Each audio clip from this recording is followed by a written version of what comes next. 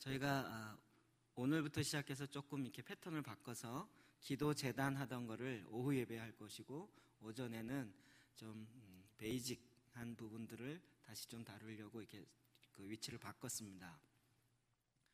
기도 재단 31번째 해야 될 터임인데 바뀌는 틈을 타서 그동안 하려고 했던 중요한 이 통일의 문제들을 같이 시간 말씀에 의지해서 함께 나누고 하나님의 올해에 특히 하실 일들을 같이 점검하면서 보기를 원합니다.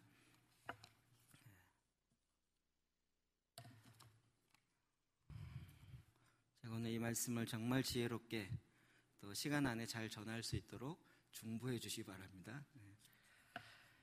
같이 역대하 17장 1절에서 6절 같이 말씀 읽겠습니다. 시작. 아사의 아들 여호사밧이 대신하여 왕이 되어 스스로 강하게 하여 이스라엘을 방어하되 유다 모든 견고한 성읍에 군대를 주둔시키고 또 유다 땅과 그의 아버지 아사가 정복한 에브라임 성읍에서 문을 두었더라. 여호와께서 여호사밧과 함께 하셨으나 이는 그의 조상 다윗의 처음 길로 행하여 바알들에게 구하지 아니하고 오직 그의 아버지 하나님께 구하여 그의 계명을 행하고 이스라엘의 행위를 따르지 아니하였으니라.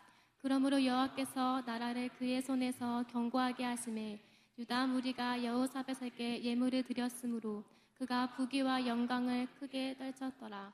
그가 전심으로 여호와의 길을 걸어가며 산당들과 아사라 색상들도 유다에서 제거하였더라. 아멘. 네. 올해는 굉장히 중요한 해입니다. 한반도 분단 70년, 또 70이라는 숫자가 우리에게 주는 의미가 굉장히 큽니다. 제가 지난번 몇 번 말씀드린 것처럼 성경에서 이야기하는 70년이라는 숫자는 다니엘로부터 나오고 예레미야 선지자가 너희들이 바벨론에 포로로 잡혀갈 것이지만 70년 만에 다시 돌아오리라. 그 연수를 깨닫고 다니엘이 기도하기 시작하면서 21일 만에 하나님의 응답을 받고 첫 번째 포로 귀환되어지는 것이 70년이라는 숫자입니다. 올해도 우리가 저희 70년 되어지면서 그 70년이라는 숫자를 많이 끄집어 오는데 그것도 굉장히 상징적 의미가 있다고 봅니다. 그러나 그보다 지금 말씀 속에서 지금 한국교회에 주어진 한국의 이 한반도에 주어진 상황과 가장 비슷한 상황, 그것은 북이스라엘과 남유다의 이 대치적 상황입니다. 이것이 오늘날 우리 지금의 한반도 상황과 너무나도 일치합니다. 정말 이게 성경에 이룰 수 있을까 할 정도로 놀랍도록 일치합니다. 그것을 통해서 우리가 오늘 우리가 어떻게 행해야 되는가, 어떻게 나아가야 하는가 하는 점들을 같이 보기를 원합니다. 자, 첫 번째로는 북이스라엘과 남유다에 대해서 아시죠? 지금 이제 역대상하로 들어가기 시작하면 여러분 이제 머리가 또 꼬이기 시작할 텐데 솔로몬 이후로 두 왕조가 갈라졌습니다. 그래서 여로보암과 르호보암으로 갈라졌습니다.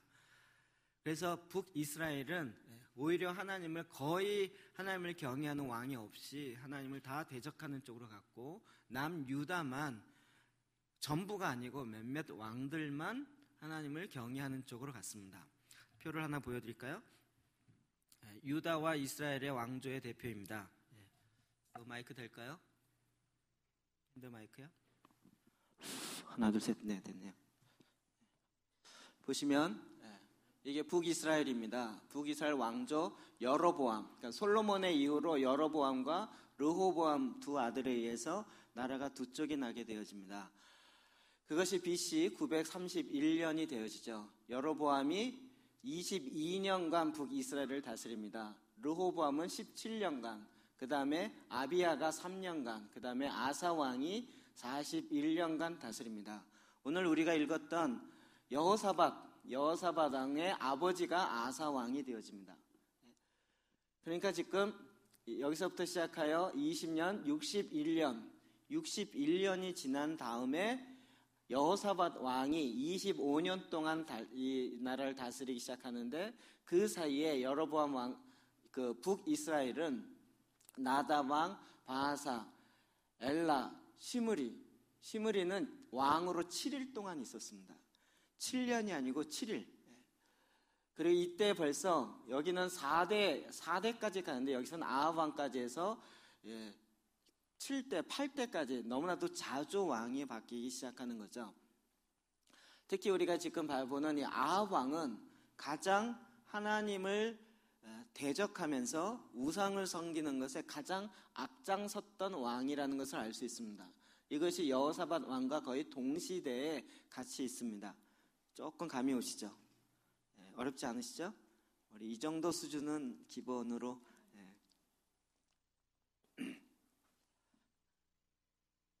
그럼 이것이 가장 큰 배교의 원인이 있는데, 르호보암 왕, 첫 번째 북이스라엘의 르호보암 왕이 우상 숭배를 하기 시작합니다.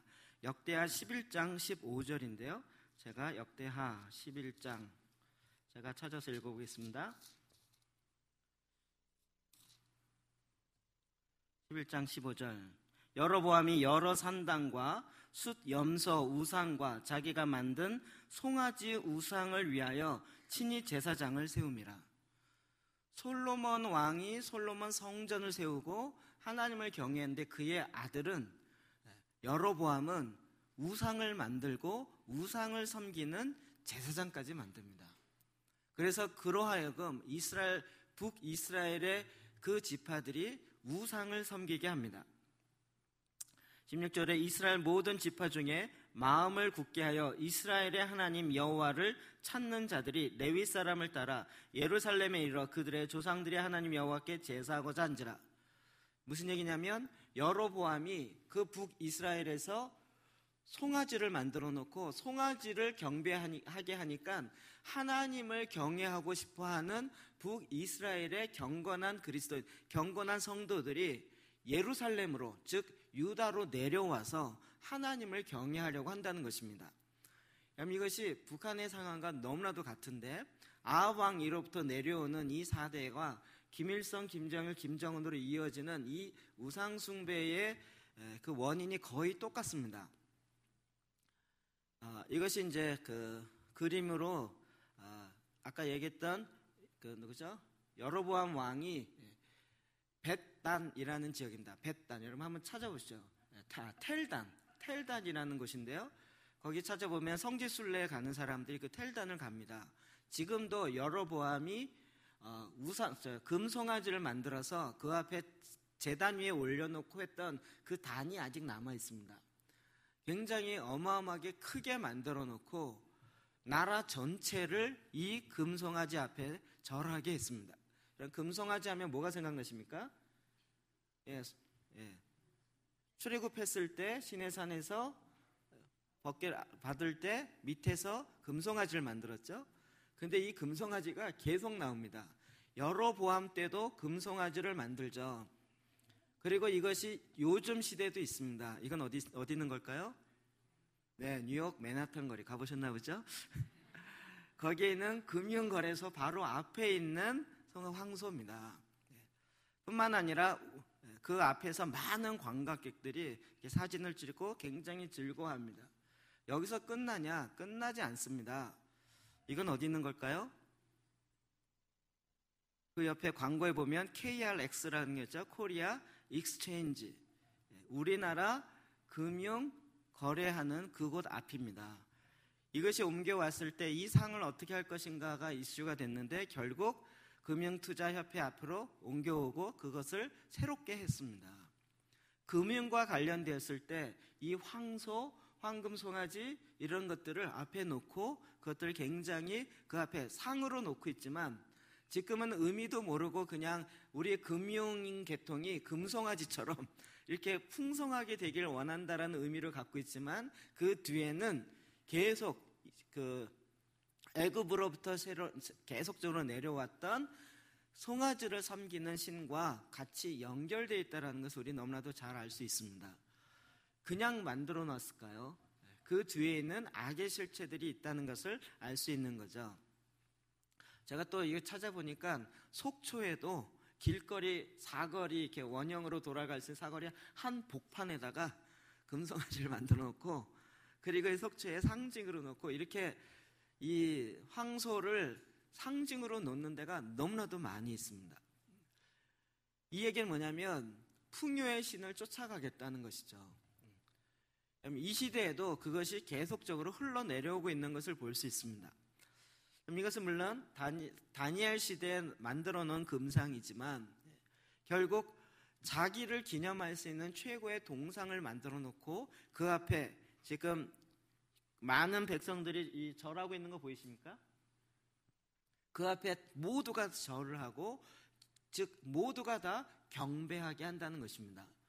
이것과 오늘날 너무나도 비슷한 게 뭘까요? 그 앞에 지금 많은 사람들이 신상의 크기조차도 비슷합니다. 그래서 그 앞에 절하게 만듭니다. 즉 경배하게 만듭니다. 그래서 북이스라엘과 북한과의 가장 큰 공통점은 서로 금상, 우상을, 동상을 크게 만들어 놓고 그 앞에 그것을 경배하게 한다는 것에 있습니다.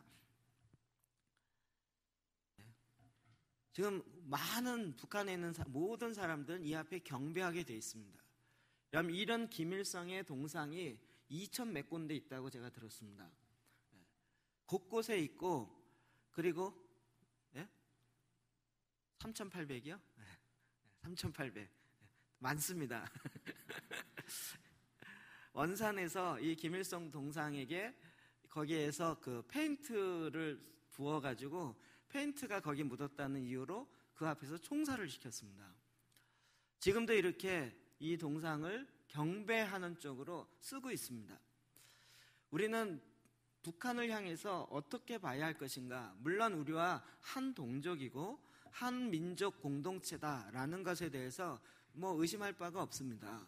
그러나 북한이 갖고 있는 정권, 정체성이 무엇인지를 정확하게 봐야 합니다.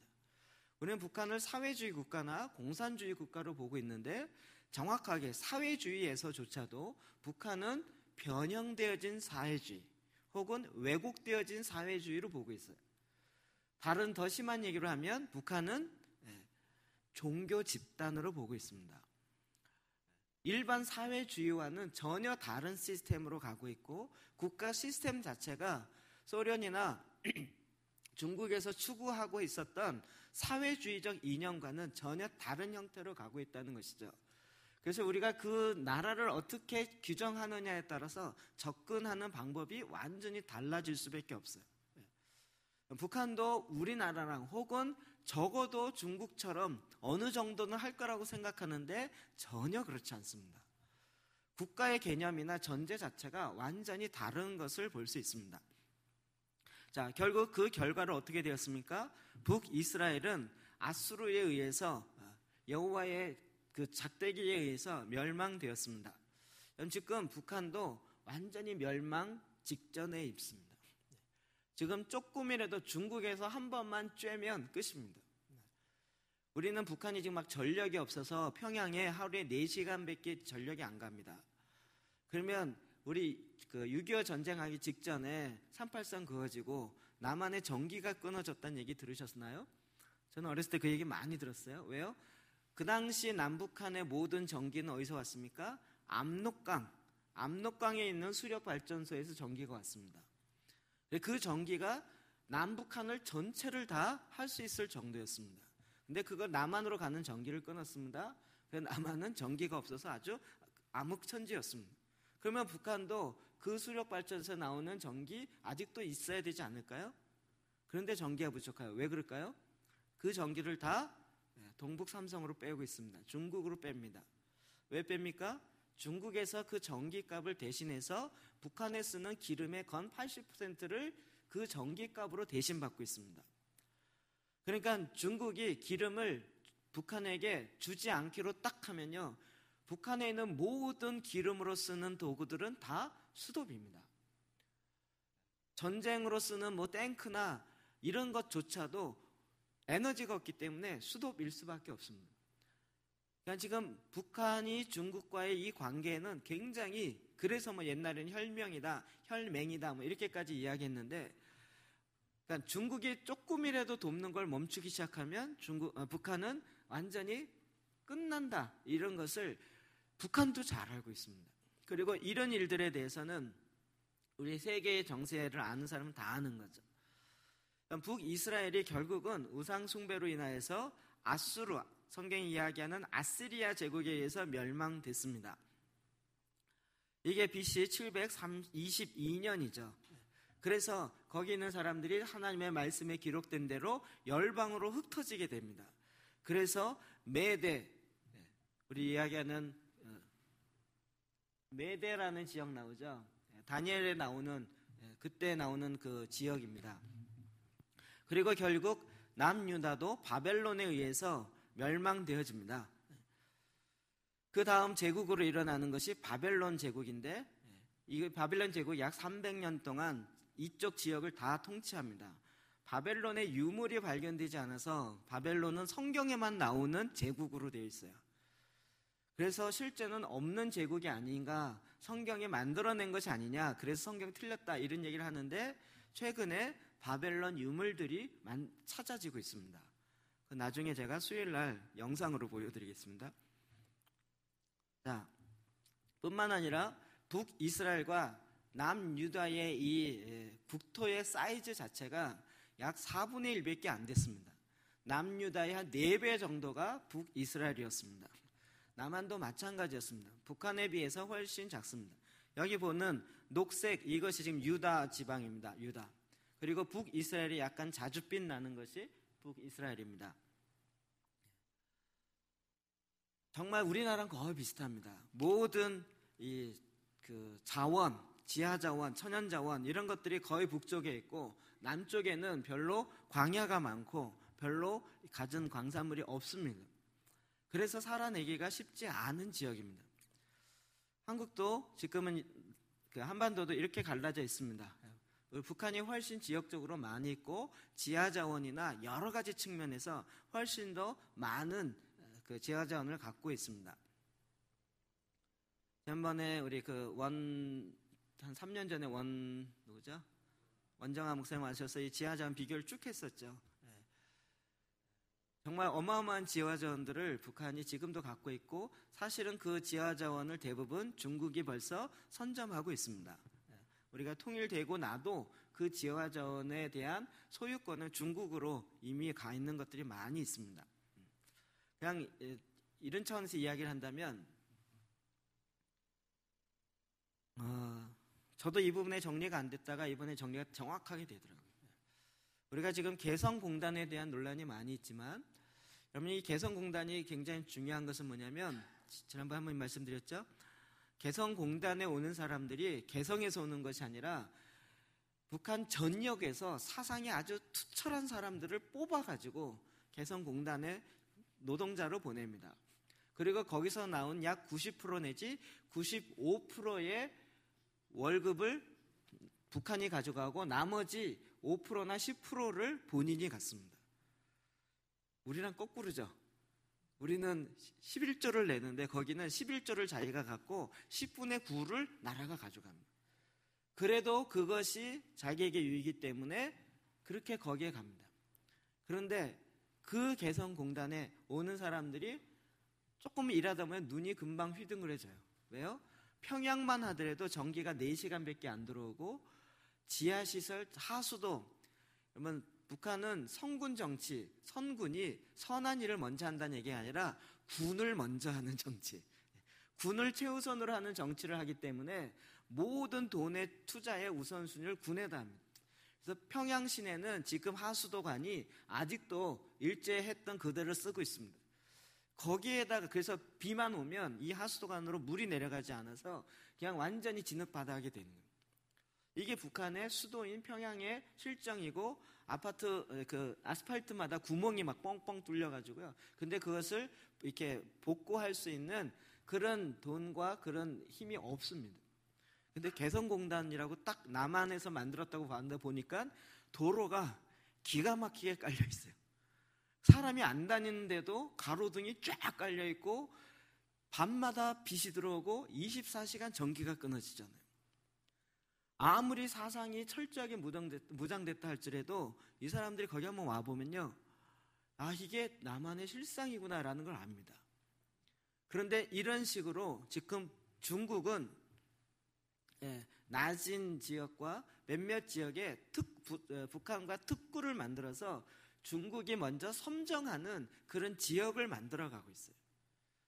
이게 통일이 되어지면 그 지역은 여전히 중국의 특구로 계속적으로 그 자원과 중국을 위해서 사용하게 되는 것이죠.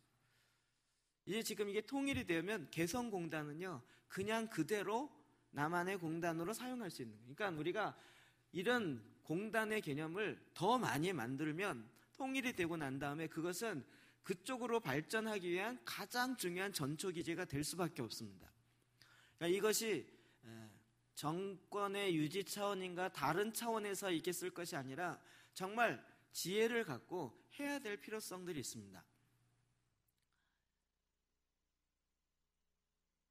남한이 굉장히 가난했지만 하나님의 도움으로 말미암아 많은 변화들이 있었습니다. 아까 이야기했듯이 이스라엘이 여로보암이 그 모상을 만들어 놓고 그곳에 그 북이스라엘 지파들이 다 경배하게 했습니다. 그것이 싫어했던 많은 사람들이 예루살렘으로 내려왔습니다. 그런데 여호사밧이 이곳에 각 도시마다 제사장들을 세우고 그것을 다시 회복하면서 그 내려온 사람을 거의 다 받아냈습니다. 저도 이번에 들으면서 너무 깜짝깜짝 놀랄 그 일들이 많은데, 여러분 제가 전에 이야기했는데요, 평양 대부흥이 있고 나서 평양에 크리스찬 퍼센트가 50%까지 올라갔고요, 원산은 80%, 90%, 신의주는 거의 100%에 해당될 정도로 북한에 있는 크리스찬들이 어마어마하게 많습니다. 그런데 남북 38선 분단이 되어지고 난 다음에 45년에 분단되고 48년도 3년이 지난 다음에 공산당이 정부를 수립하죠. 그리고 나서 10년 후에 58년에 모든 북한에 있는 교회들을 다 몰수합니다. 그러면서 북한에 있는 성도들이 내려오기 시작합니다. 그래서 한국에 내려와서 제일 먼저 세운 교회가 어디죠? 영락교회. 북한에서 내려온 크리스찬들이 세운 교회가 영락교회. 그리고 충영교회는 남한에 있는 성도들, 그래서 약간 그 두 교회가 옛날엔 저희 교단, 우리 장로교회 두 라이벌이었죠. 근데 그 차이가 거기에 있었어요. 제가 전에 있었던 노회가, 저희는 지금 서수원 노회고요. 그 전에 경기 선노회고 저는 서수원 노회였습니다. 제가 그 전에는 동평양 노회 소속이었습니다. 제 노회 소속이 동평양 노회 소속이에요. 이게 웬 동평양 노회인가? 그리고 가서 봤더니 거기에 유명한 목사님들 많습니다. 아주 길게 자연스럽게 설교하시는 목사님부터 시작하여서 이런 분들이, 그러니까 옛날에 그 굵직굵직한 분들이 거기에 그 노회에 총회장부터 시작해 쫙 배경을 갖고 있습니다. 그리고 우리 교단의 126개 노회 중에 가장 큰 교단과 가장 큰 힘을 발휘한 노회가 동평양 노회였습니다. 소위 말하는 지역을 없는 무지역 노회, 우리는 지금 서수원 혹은 경기 선노회, 이 지역을 근거한 노회인데, 지역을 근거하지 않은 노회, 다시 이야기하면 북한에서 평양 중심으로 교회를 하고 있던 사람들과 목사님들이 남한으로 내려왔어요. 내려와서 교회를 시작하더니 서울 노회나 이런 데 들어가려고 하니까 이 짬밥이 안 맞잖아요. 그러니까 우리끼리 모여서 곧 통일되면 다시 올라갈 거니까 우리끼리 모여서 평양노회를 그냥 하자, 위에 하던 대로. 이렇게 내려와서 계속적으로 한 게 평양노회예요.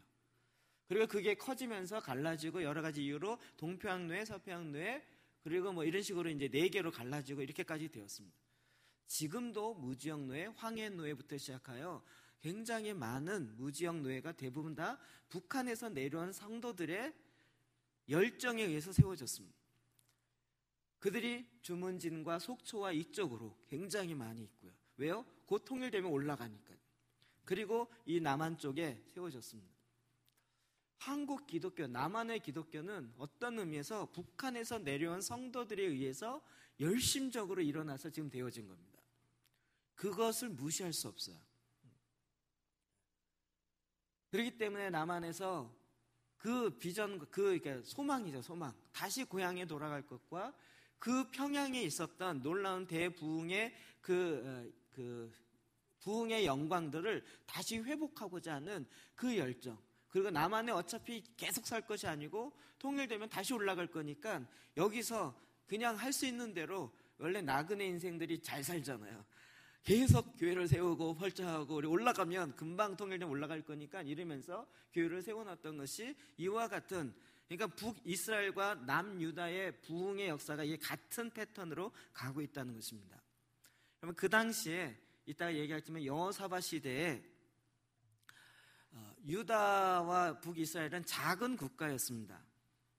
여기 보면 우리가 나오는 이제 지명들이 나올 텐데요. 아까 얘기했던 유다입니다. 예루살렘이 있고요. 이스라엘인데 이스라엘 이 북쪽에서 예루살렘으로 내려왔다 얘기는 유다 이 지방으로 내려왔다는 것이죠. 그런데 나중에 모압과 암몬, 수리아, 아람 연합이 되어서 들어옵니다. 블레셋, 항상 이스라엘 백성에게 큰 그 가시 역할을 했던 블레셋 군이 늘 해변가에 이렇게 자리를 차지하고 있습니다. 그러니까 이 여호사밧이 일어났을 때 이 주위에 있는 강대국들이 이 여호사밧을 향하여 공격하여 내려오는 거죠. 여러분, 지금도 우리나라 주변에요, 딱 6대 육자 회담하는 거 보면 딱 요 수준입니다. 우리나라 주변에 굉장히 이게 모르는 사람은 남한과 북한을 위해서 강대국이 도와준다 이렇게 생각하는데, 육자 회담을, 그것이 아니라 강대국의 이권, 강대국의 자기의 생각들에 따라서 지금 육자 회담이 계속적으로 왔다 갔다 하고 있는 거죠. 중국이 왜 북한을 이렇게까지 돕습니까? 북한을 도우려고 하는 것이 아니라 미국을 견제하려고 하는 거죠.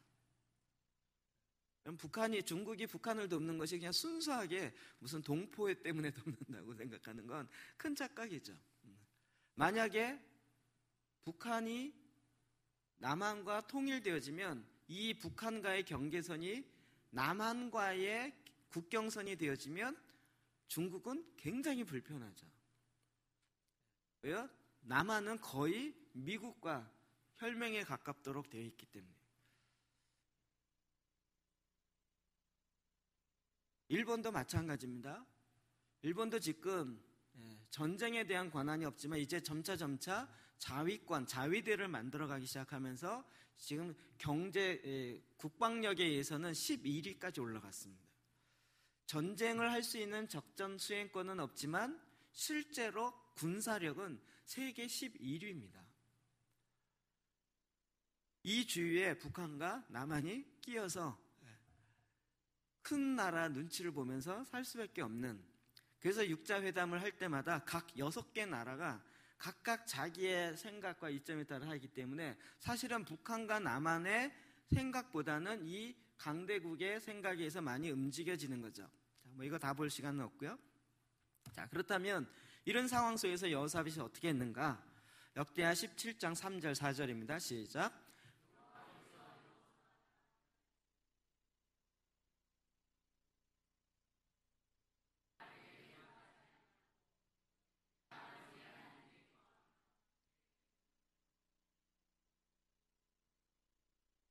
아멘, 아멘.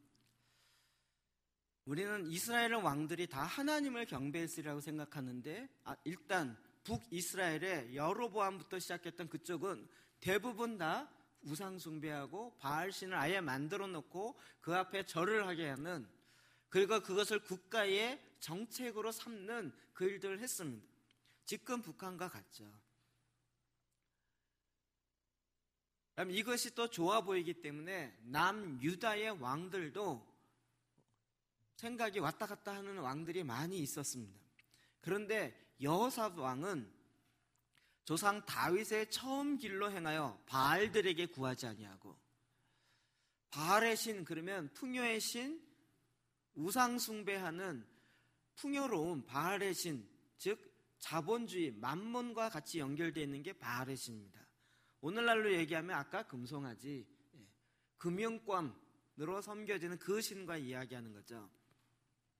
거기에 구하지 아니하고 오직 그의 아버지의 하나님께 구하며 그의 계명을 행하고 이스라엘의 행위를 따르지 아니하였어요. 여기서 이스라엘은 북이스라엘 얘기합니다. 이스라엘의 행위를 따르지 아니하는 그런 여호사밧 왕이 나오는 것이죠. 그럼 이것이 우리에게 정말 탁월한 리더십입니다. 그 당시 이스라엘이 하나님으로 말미암아 시작된 나라임에도 불구하고 나라가 되면서 이 세상 나라와 별 차이가 없게 되는 것이에요.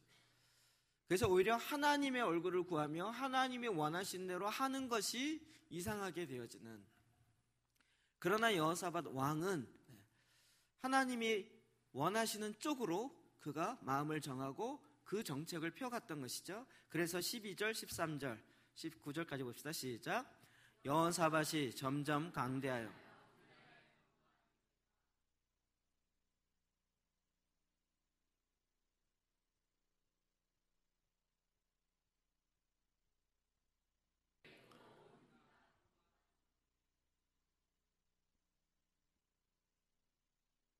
여호사밧 왕이 하나님이 주시는 이 놀라운 축복으로 말미암아 국방력을 점점 강하게 했습니다.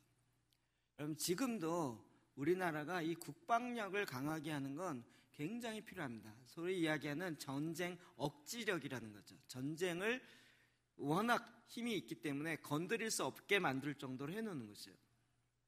우리나라가 이쪽에서 무슨 을지 훈련이라든지 무슨 한미 연맹 훈련하는 거 뭐가 있죠? 키 리저브 무슨 훈련 이러면 북한에서 난리를 치죠.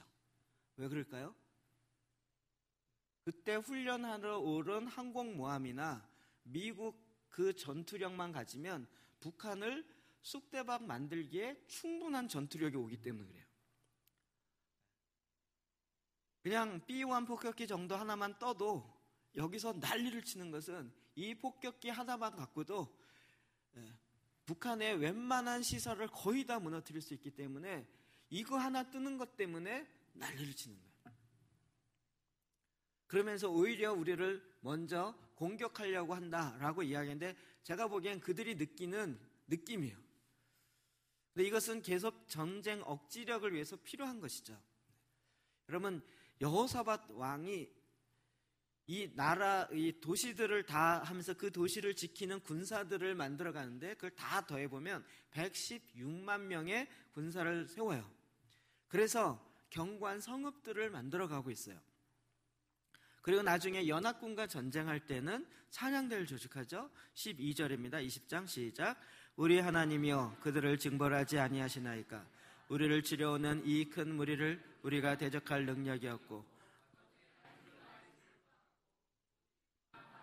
하고. 아멘. 나중에 이야기하겠습니다. 자, 남한과 북한의 전쟁 비교입니다. 이게 6.25 때와 2012년 3년 전의 비교인데 대부분 여러분이 이런 통계 많이 보셨을 것입니다. 이쪽이 지금 6.25 때고요. 이쪽 끝이 6.25 때입니다. 여기 지금 2012년 12년이고 그러니까 일단 6.25 때 먼저 비교해 보면 육군이 남한은 9만 명, 여기는 19만 명, 해군은 6만 명, 여기는 7천 명, 공군이 11만 명, 여기는 1,000명. 도저히 자성했네요. 죄송합니다. 여기가 7,000명, 이쪽이죠. 4,000명. 그러니까 해군은 남한이 좀 많았고 그 다음에 공군은 여기가 2,000명이고 여기는 1,890이니까 그건 2,000명 비슷했고요. 그 다음에 총계를 보면 여기가 19만 명, 약 20만 명이었고요. 여기는 10만 명. 북한이 2배입니다. 여러분, 전쟁을 할 때 이길 가능성을 보고 하지 비슷비슷한데 전쟁하지 않습니다. 그러니까 이미 6.25 전쟁을 할 때는 이길 가능성이 북한이 충분히 있었기 때문에 한 거죠. 그래서 그때 당시에 8개 사단 남한에는 거긴 10개 사단. 여기에 보면 전차가요 242대인데 여기는 남한 하나도 없었고요. 장갑차 54대인데 여기는 27대. 야포 552면 91. 이게 비교해봐도 전쟁에 질 수밖에 없는 상황인 거예요. 그런데 하나님이 남한에 축복하셔서 마치 유다의 여호사밧 왕에 축복하셔서 그의 군사력을 키운 것처럼 2012년을 비교해 보면 육군은 여기가 북한이 2배 많습니다. 해군은 거의 비슷하고요. 그 다음에 공군은 북한이 2배 많습니다. 전체적으로 보면 약 2배 정도 많죠. 요거 단순 비교를 해보면 이런 비교를 가질 수 있습니다. 근데 여러분 대부분 이런 통계만 보고 놀라지 마시고 그 통계가 의미하는 바가 뭔지를 봐야 합니다. 해군력도요. 그때 당시 6.25 당시는 28척, 43척 이 정도 내용이 뭐 훨씬 더 나왔죠. 지금 비교해 보면 전투 잠수함 여기가 많습니다. 북한이 많고요. 상륙 함정 북한이 훨씬 많고요. 기뢰전 많고요. 지원 함정도 북한이 많고요. 잠수 함정도 북한이 훨씬 많습니다. 공군력도 북한이 훨씬 많고요. 단지 감시 통제기는 남한이 좀 더 많고요. 공중 기동기는 북한이 많고요. 훈련기 거의 비슷하고요. 그 다음에 육해 공군을 쳤을 때 헬기는 남한이 좀 많고요. 예비 병력 북한이 건 2배에 해당되고요. 그러니까 단순 비교를 하면 북한이 훨씬 많은 것처럼 느껴집니다. 그런데 실제 비교를 해볼 필요가 있어요. 자, 경제 지표에 따라서 2011년 표입니다. 여러분 우리가 보통 GNP가 어떻게 되냐 이렇게 얘기하는데 요즘은 아예 구체적으로 이야기해서 GNI 이야기합니다. 국민 총소득을 이야기해요. 1인당 소득이 아니라 국민 전체 소득. 북한과 남한의 차이가 2011년의 차이가 남한은 1240조 원인데 북한은 32조 원입니다. 38.7배, 약 40배 정도의 차이가 납니다. 총소득에 있어서는 정말 이게 잽이 안 되는 거죠. GDP는 국민 총생산을 이야기합니다. 1조 143억 달러입니다. 근데 북한은 122억 달러, 약 83배요. 남한이 훨씬 더 잘 살고 있습니다. 여러분 이 경제력이 있다는 것은 이것이 국방력으로 곧장 직결된다는 거 아시죠? 그래서 평균 성장도 2001년에서 2011년 동안 북한은 약 1.3% 평균 성장했죠. 남한은 4.5% 평균 성장했고 11년 내에 3.8%, 북한은 0.8% 성장했습니다. 무역 총액을 볼 때도요. 1조 7,906원 억 달러, 약 170배입니다. 170배. 수출도 199배. 수출로 따지면 북한에 비해서 물론 북한이 이제 통제당하고 이렇기 때문에 못하는 것도 있지만 북한에 비해서 약 200배 많은 수출을 남한이 하고 있고요. 수입도 5,244억 달러. 북한은 35억 3억 달러. 148배입니다. 경제력에 있어서 도저히 따라갈 수가 없어요. 석탄 생산량, 이거 보면 이제 졸기 시작할 것 같은데요. 석탄 생산량 12.5배, 발전 설비 용량 11배, 전체 발전하는 전기량. 처음에는 우리가 전기 얻어 쓰는 것도 잘려갖고 이게 어두웠던 시대인데 지금은 발전 전력량이 약 5kW입니다. 시간당. 약 23배. 북한은요, 그래서 전체 전기 양이 부족해요.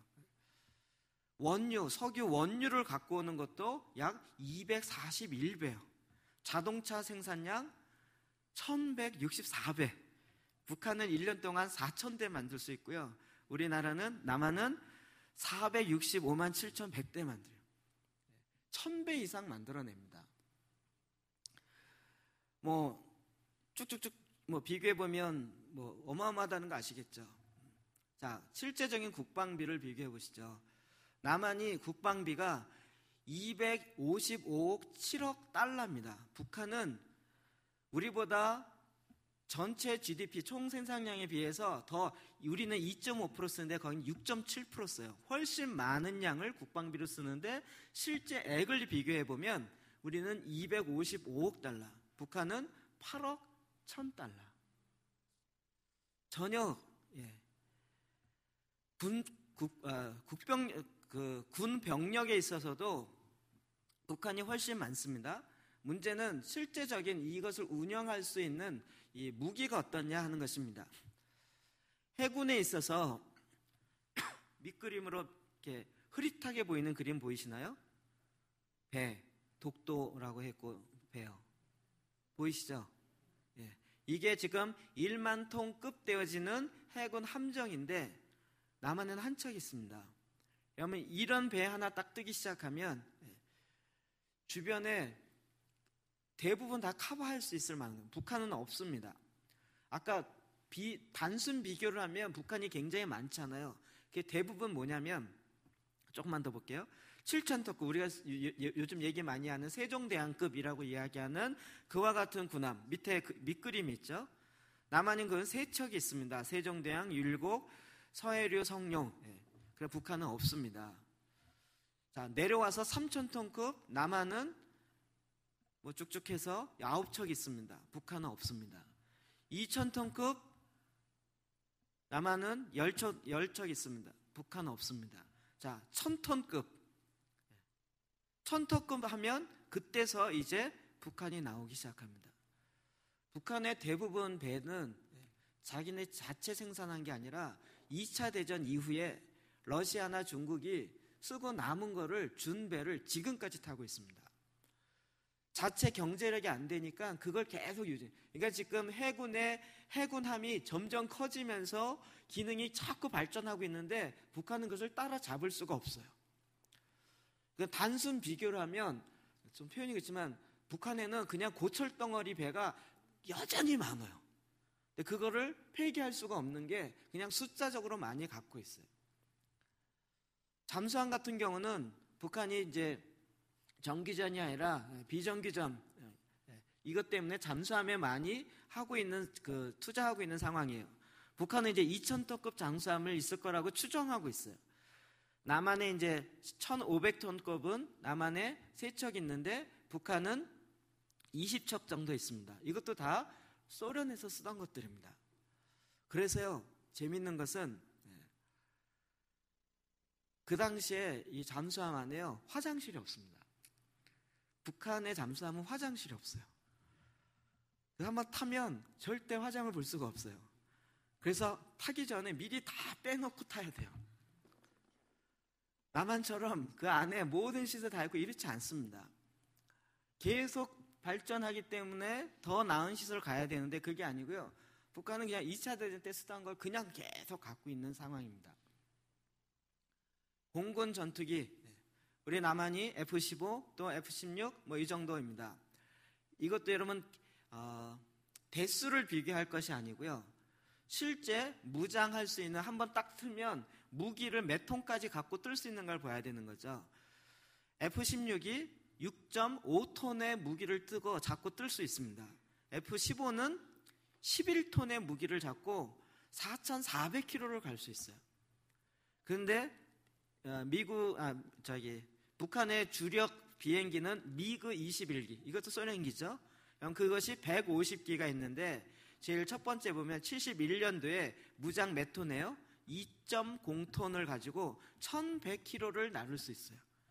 그러니까 F-16 하나 뜨는 것보다 이 하나가 뜨면 미그기가 하나, 둘, 셋, 네 대 뜨는 것보다 F-16 한 기 뜨는 것이 훨씬 더 많은 기능을 하는 거죠. 그러니까 이 단순 비교하지 말라고요. 그리고 86년 이후에 새롭게 개발되는 비행기가 없어요. 우리나라는 지금 계속 새로운 기종으로 주력 비행기를 계속 사고 있는 입장이죠. 제일 문제되는 게 이제 이 공중 조기 경보기 통제 시스템이죠. 이거 하나 딱 뜨면 반경 1,000km, 2,000km까지 레이더로 해서 땅 위에는 골프공과 탁구공을 구별할 수 있을 정도의 레이더 시스템을 갖는 거예요. 한국에는 4개의 그 조기 경보기를 가동하고 있어요. 4개요. 딱 뜨면 북한 전역에 이게 다 보여 있는 거예요. 북한은 없어요. 북한은 한 대도 없어요. 지금 현대전은 정보전이라 그러잖아요. 어디에 무슨 시설이 있는지 미리 다 파악해 놓고 딱 하면 그냥, 그리고 또 미사일전이라 그러죠. 그 기지를 쏘는 거죠. 이 얘기를 저희가 왜 이렇게 자세하게 하느냐, 이런 이야기가요 언론에 안 나와요. 실제적으로 딱 보면요, 이번 들으면서도 너무 재밌는 건 북한이 속도전을 한다 그러죠. 전쟁을 3일 만에 끝내겠다, 하루 만에 끝내겠다. 왜 그럴까요? 하루밖에 쓸 휘발유가 없어요. 일주일 넘어가면 탱크가 안 가요. 서요. 우리나라 와 있는 탈북자가 약 지금 2만 5천 명 정도 이야기하는데, 거긴 군인이 보통 10년, 12년 이렇게 복무하니까 그 사람들이 와서 이야기하는 거예요. 자기가 탱크 부대, 탱크 장갑차를 운전하는 사람이에요. 자기가 10년 동안 있었는데 탱크를 실제로 몰아본 적이 없어요. 나무로 탱크 모양을 만들어서 뒤에서 밀고 입으로 뻥 하고 이러고 10년 동안 연습해요. 탱크를 실제로 운영할 수 있는 석유와 이게 안 나와요. 전에도 이야기했지만 연평도 사건 이후로 우리나라도 난리를 했지만 북한은 더 난리인 거예요. 정사정포라고요. 그 표에서 다 진지해서 딱 나와갖고 조준해갖고 연평도를 향해 쐈습니다. 물론 자기 내부의 문제를 단속하기 위해서 대부분 이런 일을 하죠. 조준해갖고 쐈는데요, 연평도 안으로 떨어진 게 30% 안 되고 70%는 다 바다로 떨어졌어요. 그리고 연평도에 군기지가 어디 있는지 알고 다 그리고 쐈는데 군기지에 떨어진 게 하나도 없어요. 그러면 우리가 이제 3배로 대응사격 하잖아요. 대응사격은 막 포 떨어지고 이런 상황에서 이제 10분 안에 다시 쏘기 시작하는데, K9 자주포에서 쏘기 시작했는데 그 쏜 모든 포가 다 군기지에 들어가기 시작합니다. 100% 들어가요. 민간에 들어가는 퍼센테이지가 없어요. 먼저 한번 공격을 하면 정신이 없기 때문에 이걸 대응해서 한다는 게 쉽지 않아요. 이걸 보고요, 깜짝 놀라요. 실제로 장사정포를 쏘던 그 북한의 군인이 탈북해서 우리나라 와서 증언하는 이야기예요. 그리고 걔네들이 정말 두려워하는 것은 왜 이걸 맨날 들어갔다 나왔다 훈련하겠어요. 장사정포가 딱 나오면요, 3분 안에 비행기가 와서 조준 사격한다는 거예요. 그러니까 얘네들이 3분 안에 쏘고 들어가야, 그 굴 속에 들어가야 그나마 살아있을 수 있는 거예요. 그러니까 얘네는 표를 쏘는 것이 목적이보다는 포 쏘고 빨리 들어가서 살아나야 살아남는 거예요. 그런데 벌써 이쪽에서는요, 아까 얘기했던 해군 함정에서 쏘기 시작하고 비행기 떠서 쏘기 시작하고 이걸 미리 다 보고 있기 때문에요. 그래서 북한의 전략에 속지 말고 지금 한국이 남한이 해야 될 것이 무엇인지를 제대로 알아야 돼요. 20년, 30년 동안 북한의 심리전에 계속 끌려다니고 있어요. 북한이 김정일이 했던 이야기가 있는데, 절대 남한과 전쟁하지 마라, 이렇게 유언했어요. 전쟁에서 이길 수 없다는 것을 자기네 모든 사람이 다 알고 있어요. 북한은 어떤 상황이냐, 제가 기형적 사회주의 집단이다 이야기했는데 종교 집단이에요. 위에 교주가 있고 그 교주를 섬기는 엘리트 집단들이 있고, 그리고 여기에 쫓아가는 민중이 있는 거죠. 이렇게 세 집단이에요. 이 엘리트 집단은 이 교주가 진짜가 아니라는 거 아는데, 그러나 이곳에 같이 해야 자기가 먹고 살기 때문에 계속 거기다가 충성 맹세하면서 살아가요. 그리고 그들이 평양 중심으로 몰려 있어요. 그리고 그 외의 사람들은 2,300만에서 그 외의 사람들은 다 죽어도 상관이 없어요. 왜요? 이 민중의 사람들은 다 이 교주를 위해서 있는 거예요. 350만이 굶어 죽어도, 고난의 행군 시간에 굶어 죽어도 눈 깜짝 하나 안 해요. 그들의 인권의 문제, 그들의 먹고 사는 문제, 거기에 관심이 없어요. 이 교주와 이 엘리트주의들이 어떻게 살아내느냐, 여기만 관심이 있기 때문에 그래요. 그렇기 때문에 우리가 지금 이렇게 북한의 원조하고 이런 것들이요, 다 일로 들어갑니다. 엘리트들이 다 들어갑니다. 그런데 이것을 제대로 그 끝까지 전달될 수 있는 시스템들을 우리가 계속 만들어내고 발견해내면 돼요. 처음에 빵 공장에서 줬습니다. 그래서 빵 만들어서 고아원 줬어요. 그리고 막 그 앞에서 애들한테 3개 주는데요, 딱 감시원 가면요, 빵 다 뺏어요. 그래갖고 군인들에게 줘요. 그래서 이걸 또 찍어가지고 애들 먹는 것까지 사진 찍어요, 요즘은. 그게 발견되면 그보다 더 강한 조치를 할 수 있어요.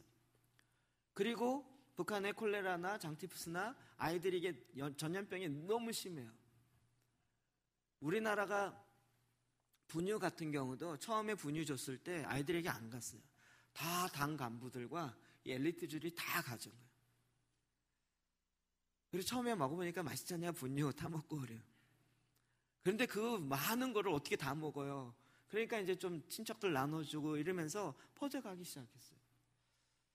그리고 이렇게 주다 보니까 어떤 건 주면 안 되는구나 하는 것을 우리도 깨닫기 시작한 거죠.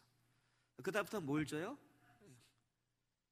장티푸스 예방 접종할 수 있는 주사기와 그 약품을 줘요. 한국에 어마어마하게 쌓여 있어요. 그거 주사기 2만 개 갖고 있으면 뭐 하겠어요? 당 간부가 주사기 갖고 무슨 주사위 놀이 하겠어요? 이건 어쩔 수 없이 그냥 줘야 되는 거예요. 그러면 그 예방주사 한 대면 콜레라, 소아마비, 장티푸스 예방이 돼요. 이런 부분에 있어서는 계속적으로 그 당이나 엘리트자들이 아니고 그 밑에 있는 약 80% 이상 되어지는 사람들을 위해서 계속적으로 돕는 일을 해야 돼요. 왜요? 결국 통일되면 그들과 함께 할 것이기 때문에. 여호사밧이 이 부분에 계속 개혁합니다. 역대하 19장 4절 5절 봅시다. 시작. 여호사밧이 예루살렘에 살더니 다시 나가서 브엘사베에서부터 에브라임 산지까지 민간에 두루 다니며 그들의 조상들의 하나님 여호와께로 돌아오게 하고 또 유다 온 나라의 견고한 성읍에 재판관을 세우되 성읍마다 있게 하고 재판관들에게 이르되 너희가 재판하는 것이 사람을 위하여 할 것인지 여호와를 위하여 할 것인지를 잘 살피라. 너희가 재판할 때에 여호와께서 너희와 함께 하심이라. 아멘. 여호사밧이 각 도시마다 경관 성읍에 재판관을 세웠어요. 제일 처음에는 조상들의 하나님 여호와께로 돌아오게 했어요. 그럼 이게 뭐가 중요할까요? 하나님께 돌아오는 것이. 그럼 신앙에 있어서 우린 신앙인들은 이게 중요하다 이렇게 얘기하지만 세상적으로 볼 때 이게 뭐가 중요할까요? 하나님이 각 나라를 향한 국가적 데스티니를 갖고 있는데 이걸 놓쳐버리면 결국 그 나라의 존재 이유 자체를 모르는 것이죠. 하나님이 다시 이스라엘 백성으로 하여금 여호와 하나님께로 돌아오게 하는 일을 왕이 주던, 이건 당연히 해야 할 일이고 했어야 할 일인 거죠. 그리고 그 나라마다 재판관을 세워요. 성마다. 그래서 재판을 제대로 하게 하는데 재판하는 것이 사람을 위하여 할 것인지 여호와를 위하여 할 것인지를 잘 살피라. 너희가 재판할 때 여호와께서 너희와 함께 하심이라. 이게 무슨 얘기입니까? 공의를 회복한 거예요. 그럼 그 나라가 온전히 되려면 천명도 공의가 회복돼야 돼요. 좀 이따 통계로 이야기 보여드리겠습니다. 또 8절 9절 봅시다. 시작. 여호사밧이 또 예루살렘에서 레위 사람들과 제사장들과 이스라엘 족장들 중에서 사람을 세워 여호와께 속한 일과 예루살렘 주민의 모든 송사를 재판하게 하고 그들에게 명령하여 이르되 너희는 진실과 성심을 다하여 여호와를 경외하라. 아멘. 레위인들을 회복해요. 제사장들을 회복해요. 이스라엘 족속 중에서 정말 하나님 앞에 바로 정의를 회복할 사람들을 다시 찾아서 하나님을 경외하게 해요. 하나님은 이 공의의 하나님이기 때문에 공의에 대한 이 기준을 갖고 계세요. 2013년도에 아시아의 부패를 따진 점수를 하는데요. 싱가포르가 이게 숫자가 클수록 부패율이 높은 거예요. 작을수록 천명한 거예요. 싱가포르가 1등 했어요. 0.74. 대한민국이 6.98. 전 세계를 볼 때 14년도에 세계 부패 인식 지수 100점 만점으로 했을 때 덴마크, 뉴질랜드가 91점으로 가장 첨렴하게 나왔어요. 한국이 몇이에요? 46이에요. 55점. 근데 제일 마지막에 175위 꼴찌가 3개 나라 있어요. 북한과 아프가니스탄과 소말리아. 북한과 아프가니스탄과 소말리아. 그럼 이게 뭘 의미할까요? 기독교 박해 지수를 보면 첫 번째 북한, 두 번째 소말리아, 아프가니스탄. 기독교를 박해하는 숫자와 그곳에 있는 부정부패 숫자와 동일해요. 북한은요, 부정부패 1위에요. 기독교 박해 지금 13년째 일이에요. 그 전까지는 2위 했는데 일제 그게 아니고요. 기독교 박해한 것을 조사하기 시작한 게 13년밖에 안 됐어요. 13년 동안 시작한 2002년부터 지금까지 계속 1등이라는 게 북한이. 그리고 정말 뭐 인민의 사회고 무슨 유토피아고 이런다면 살기 좋아야 되잖아요. 근데 북한에 있는 모든 사람들은 부정부패에 대해서 너무 익숙해요. 하나님이 그곳에 공의를 다시 회복한다. 하나님이 이 땅에도 공의를 회복해요. IMF가 많은 사람 힘들게 했지만 IMF 통해서 한국 기업이 달라진 게 뭐죠? 이중장부 쓰지 아니하고 경제적 공의를 어떻게 회복하는지를 세계적 기준으로 봐야만 했던 거죠. 전에는 그런 거 없이 서로 밀어주고 땡겨주고 이러면서 클 수 있었어요. IMF 이후부터는 그게 되어지지 않아요. 우리가 회복해야 될 것이 무엇입니까? 이 사회에 재판관으로서의 공의가 회복되어지도록 우리가 이것을 해야 되는 거예요. 북한 사람들이 탈북자가 세터민이 한국 와서 보면 여기 정말 공의롭구나, 공의가 있구나라는 것이 느껴지고 나는 이 공의로 말미암아 편안하게 살 수 있구나, 이게 그냥 인식돼야 돼요. 이제 우리가 더 이 부분을 높여야 되는 거예요. 1위가 저 검은 거 북한이고요. 2위가 소말리아, 아프리카 쪽에 삐쪽 나온대요. 3위가 요르단이었나요? 이라크. 예. 뭐였죠? 이라크 맞잖아요. 소말리아, 이라크, 그 다음에 시리아, 아프가니스탄. 희한하죠?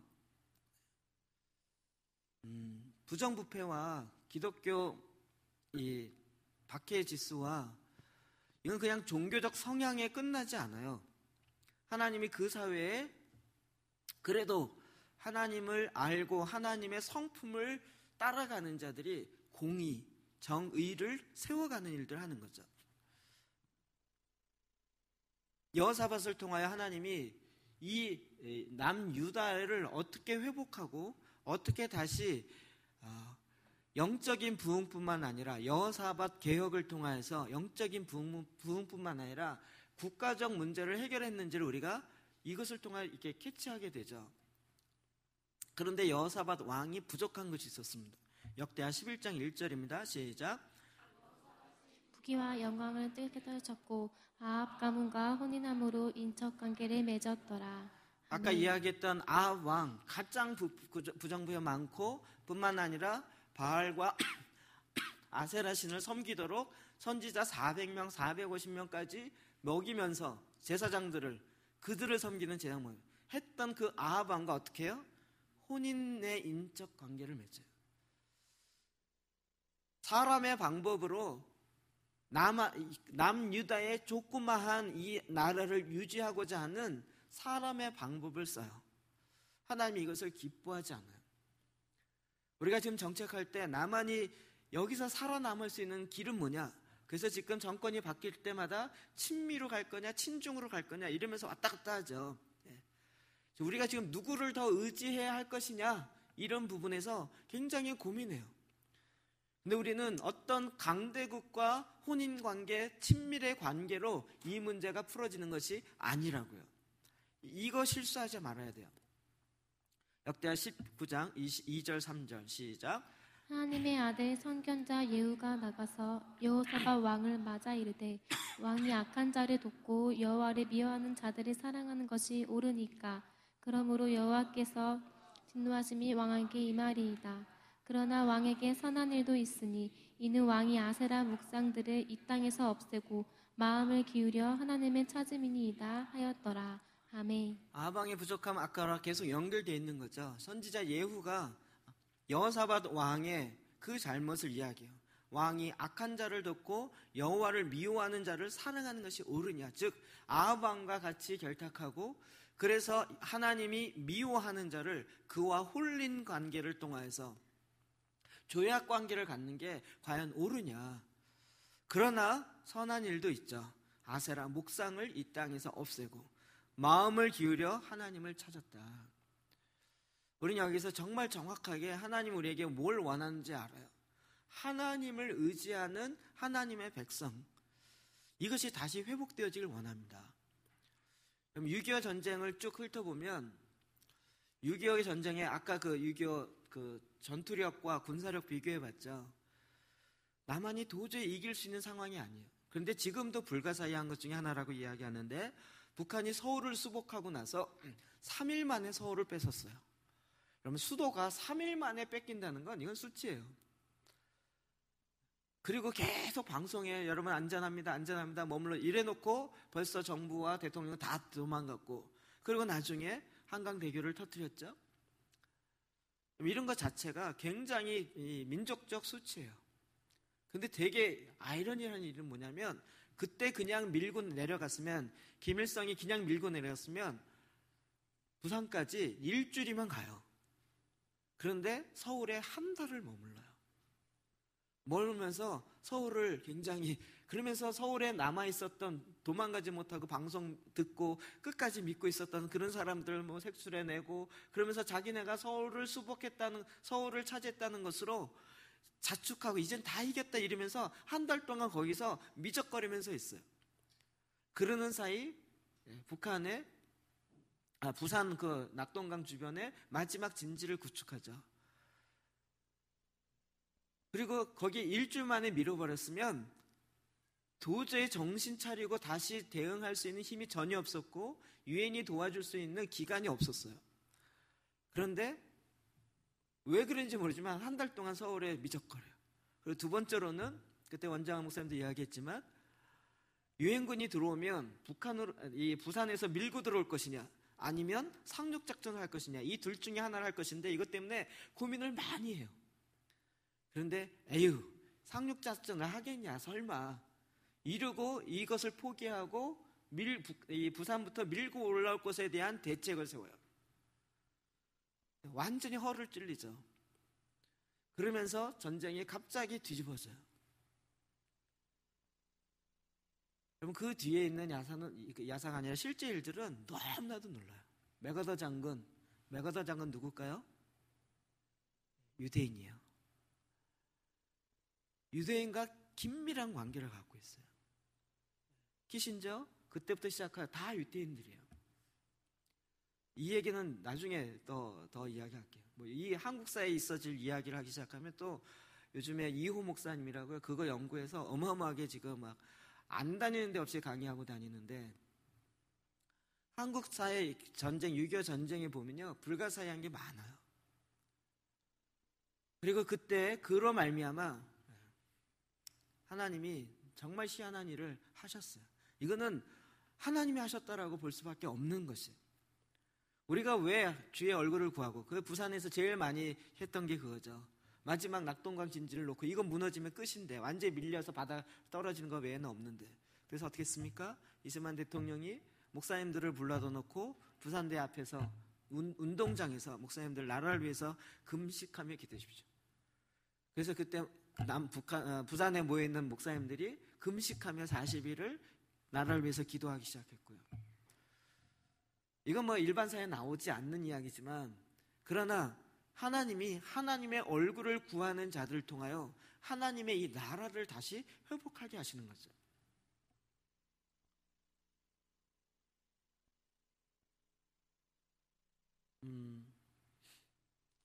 다시 인천 상륙작전을 성공하고 나서 서울을 수복하고 무작위로 올라가기 시작했어요. 그리고 이제 압록강을 닫기 시작했습니다.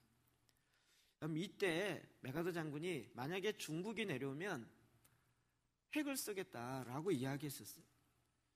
그래서 얼마든지 올라간다. 그런데 중국은 제일 견제하고 있는 게 뭐예요? 미국이잖아요. 일본이나 한국이 아니라 미국이에요. 미국이 중국을 들어오는 것에 대해서 가장 두려워하고 가장 무서워요. 그러니까 거기에 이 전쟁은 남한이 압록강을 들어오는 것이 아니라 미국이 들어오는 것이다라고 하고 중공군이 벌떼같이 내려오기 시작했죠. 여기서 일어나는 또 에피소드는 너무 많아요. 하나님이 이 민족을 향한 하나님의 계획하심요 너무 놀라운데, 결국 그 뒤에 보면 하나님의 얼굴을 구하면서 이 땅에 있는 우상 숭배들을 제거하는 그 일이 그 나라의 뒷배경에 너무나도 강력하게 있었다고요. 역대하 20장 32절 33절 봅시다. 시작. 여호사밧이 그의 아버지 아사의 길로 행하여 돌이켜 떠나지 아니하고 여호와 보시기에 정직하게 행하였으나 산당만은 철거하지 아니하였으므로 백성이 여전히 마음을 정하여 그들의 조상들의 하나님께로 돌아오지 아니하였더라. 아멘. 성경은 딱 남유다, 특히 여호사밧 왕이, 유다 4대 왕 여호사밧 왕이 정말 영적 개혁부터 시작하여 종교적 개혁, 그 다음에 정치적 개혁, 그 다음에 부정부패와의 개혁, 이런 것들을 이루면서 놀라운 개혁과 부흥을 이루었다라고 이야기하지만, 그러나 딱 한 가지, 산당만은 철거하지 아니하므로 백성이 여전히 마음을 정하여 그들의 조상 하나님께 돌아오지 아니하고 산당으로 갔다. 산당으로 갔다.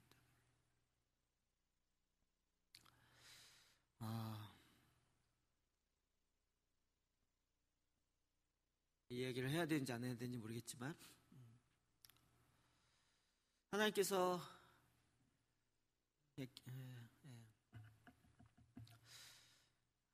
일단 기도재단 얘기 먼저 하면, 하나님께서 우리에게 기도재단을 알리시고 이를 급속적으로 지금 발전하기 시작해요.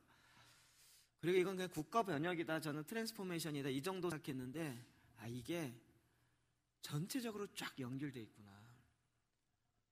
북한은 단지 식량만으로, 단지 이것만이 아니라 그들의 마음이 다시 하나님께로 돌이켜야 돼요. 그리고 우리가 그것을 할 수 있도록 도와야 돼요. 근데 지금 남한교회 이 상태로 북한으로 들어간다면 북한에 있는 성도들을 하나님께로 돌이키게 할 수 있을까요? 정말 속된 말로 이야기하면 건물을 짓고, 그런 데는 여러 가지 막 애쓰면서, 건물 짓는 것은 워낙 우리 잘하니까, 교회 예배당 짓고 이런 거는 눈에 보여지고 워낙 잘하니까. 그러나 그들의 마음이 하나님께 돌아오게 합니다. 그들의 마음의 중심에는 철저하게 하나님을 섬기는 것이 아니라 그들의 시스템 자체가 김일성부터 시작하여 섬기게 돼 있어요. 여러분, 김일성의 어머니가 권사님이었던 거 아시죠? 산정형교회 그 부흥이 있었던 거기에 권사님이셨고, 그래서 김일성이 북한을 통치하면서 이 종교 시스템을 교회 있는 걸 그대로 갖다 했어요. 5호 담성제 어디서 나온 거예요? 우리 구역예배, 셀예배, 거기서 다 서로 이야기하고 자아 비판하는 이야기 그대로 한 거예요. 지난번에 우리 얘기했죠. 우리 CPM에서 세터민과 같이 이제 CPM 이야기를 하는데, 나누려니까 제일 두려워하고 나누기 싫어하는 거예요. 왜요? 이게 북한에서 하던 거라는 거예요. 우리 속으로 나눔하는 거 북한 사람들이 북한에서 늘 하고, 이때 말 잘못하면 한 방에 가기 때문에 나 이런 거 안 하겠다는 거예요.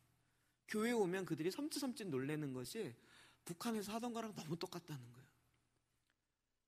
북한에 10대 강령이 있어요. 우리 여기 교회는 10계명이랑 너무 같아요.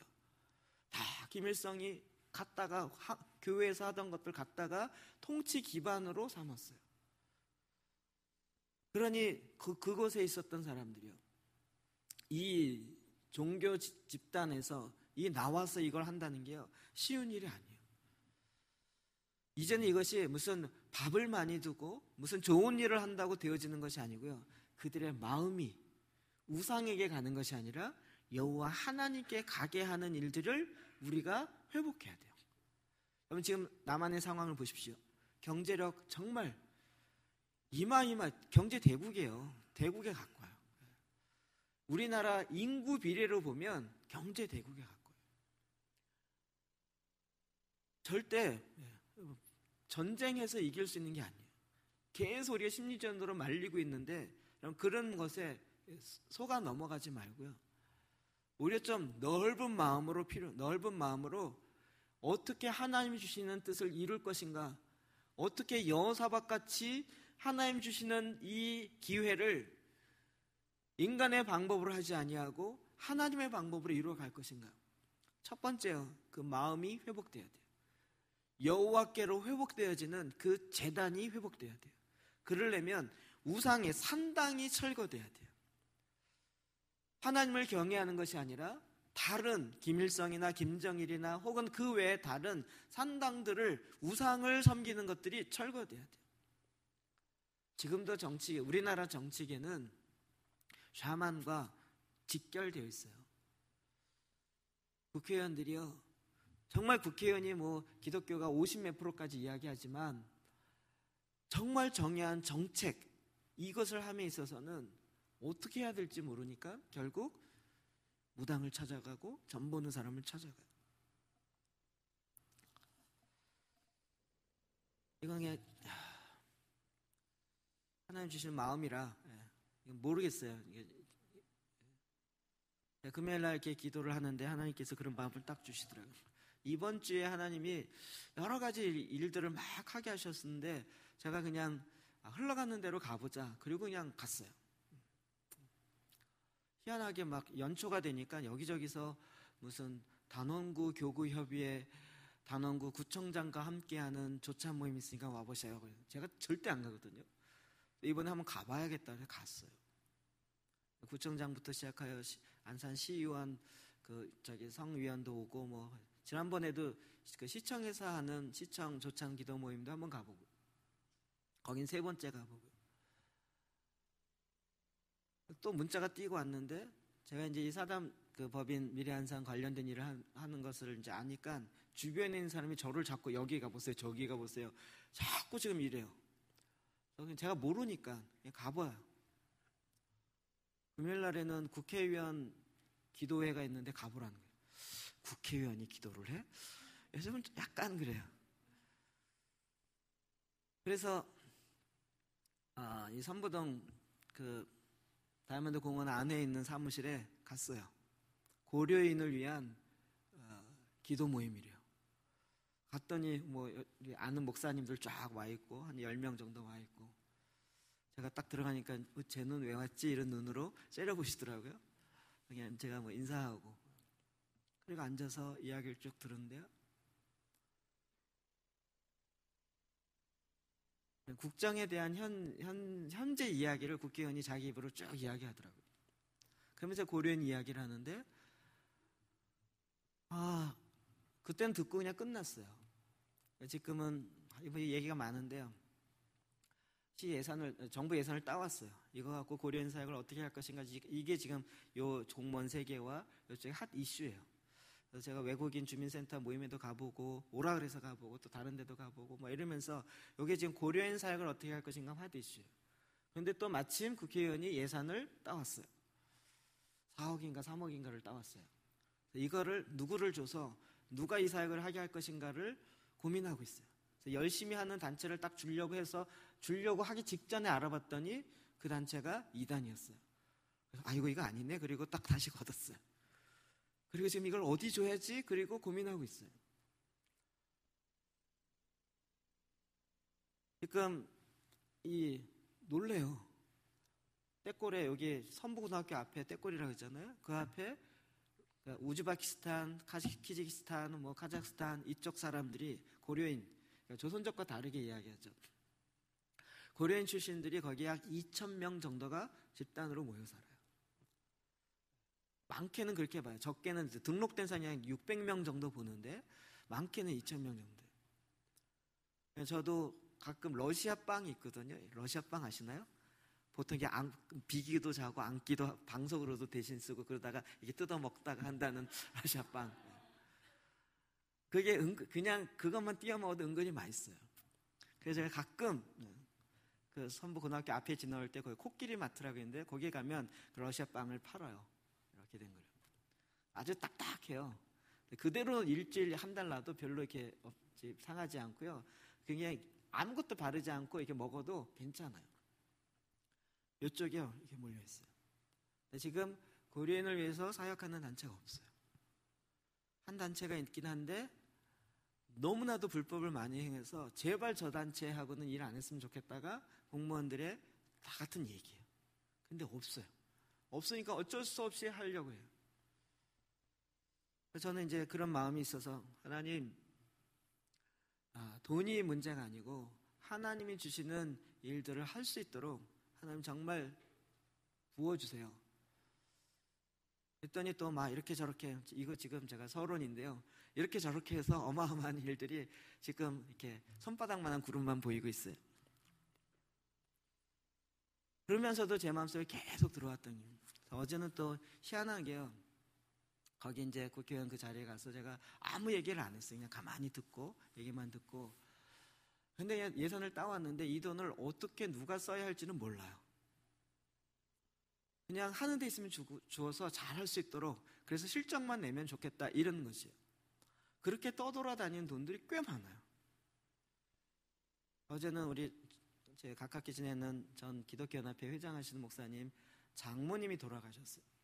가서 이제 조문을 하고 이야기를 좀 나누고 돌아왔는데 2시 30분쯤인가 전화가 그분한테 왔어요. 근데 조문 갔다 왔는데 왜 또 전화를 하셨지? 속으로 이러면서 전화를 받았어요. 그랬더니 그 국회의원이 와서 조문을 하고 갔대요. 그러면서 이 관련된 이야기를 하는데 얘기가 잘 되고 있다고, 준비하라고 뭐 이렇게 얘기가 되더라고요. 금요일날 밤에 이 일로 인해서 하나님께 기도하는데 하나님이 그런 마음 주시더라고요. 너희 성읍에 있는 나그네들을 선대하라. 그리하면 내가 너희를 축복하리라. 우리가 그들을 위해서 자선사업을 하고 도와주고 이게 아니고요, 그들을 향하여 선대할 때 그것이 우리에게 하나님의 축복의 근원이 된다고요. 한국에 국회의원이 같이 이야기를 나누는데 희한하게 크리스찬 아니에요. 그 옆에 있는 보좌관도 크리스찬 아니고요. 근데 뭐라 그러냐면 어떤 한 사람이 세타민에 대한 이야기를 했어요. 두 사람 다 뭐라고 얘기하냐면, 제가 이 얘기를 지금 3번째 들어요. 한국에 와 있는 세타민은 하나님이 보내주신 선물이죠. 이런 거예요. 왜요? 그 사람들이 여기 와서 지금 한국에 살면서요, 여기 좀 높은 데 가면 개성 밑까지는 다 직통으로 전화가 된대요. 신의주도 좀 높은 산으로 올라가면 그 앞에까지는 그냥 일반 전화로 다 된다는 거예요. 그리고 웬만한 전화로 북한 내부하고 다 연결돼요. 북한이 워낙 또 부정부패가 많아서 사형 언도를 받아도 뇌물해갖고 빼낼 수 있어요. 끄집어 올 수 있고 한국에 내려올 수 있고요. 지난번에 우리 신들러 프로젝트라고 했던 게 그거잖아요. 그러니까 정말 안 되는 게 없어요. 이렇게 다 하면 돼요. 금요일날 저녁 여러분 다이얼리 그 유대인 달력 그랬잖아요. 다이얼리. 그분이 이제 안산에 올 일이 있어서 택배로 안 붙이고 갖고 오겠대요. 굳이 그럴 필요가 있냐, 그냥 보내면 되지. 그런데 갖고 온다 그러더니 4시 온다더니 또 좀 늦는데요. 또 기다렸더니 6시인데 했는데도 저녁을 먹고 가야 될 것 같아요. 그러라고. 그럼 저도 밥 먹고 오겠다고.